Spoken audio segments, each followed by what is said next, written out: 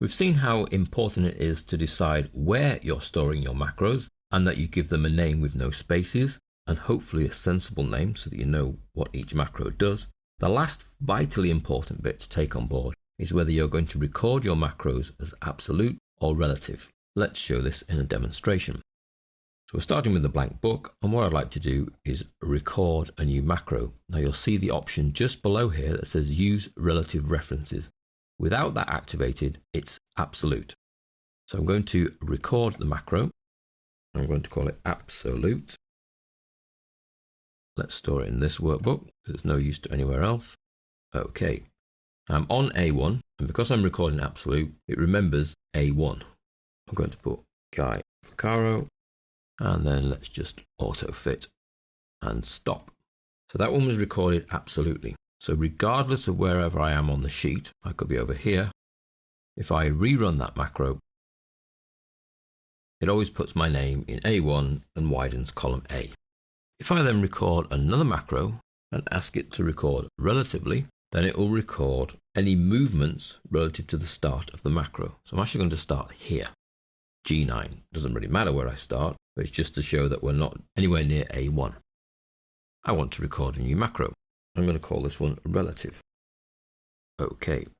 Now before I do anything, I make sure I turn on relative references. And I make sure that it is on, so it's got a green highlight, so I know it's on. And then I can carry on and type my name. Now what you need to be careful of when you're on relative is you're clicking around. If you move from a cell and move down to, then when you run the macro back, it'll move down to. So I'm going to type my name and I'm going to widen the current column, and that will be fine just to demonstrate. Stop. So now if I click over here and run the relative macro, you can see it types my name in the cell that I'm in. If I click over here, macros, relative macro, it types my name in the cell that I'm in. Whereas if I run the absolute one, I'll need to delete that.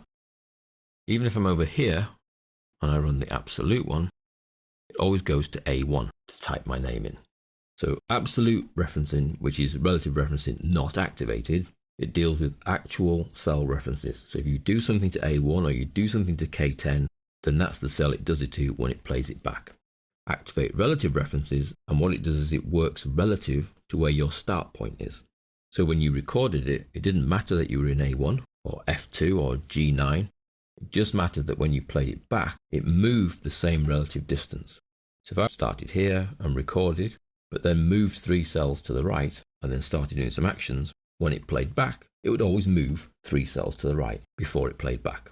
Now being relative can actually be quite useful when you're looking at formatting cells or wanting to type the same thing in, like today's date, for example, because it will do it in the cell that you're in, rather than always going back to the same cell. So a lot of the time, you'll actually use relative referencing rather than absolute. But then some of the time, you'll use absolute rather than relative. It will really depend on what you're trying to achieve. So you need to have that in mind as well as thinking, where am I storing this macro? What is it going to be used for? What are the steps I wish to carry out? You also need to have in your mind, do I want to record this absolutely or relatively? Once you've got those 3 things in your mind, at that stage, you can go ahead and record the macro.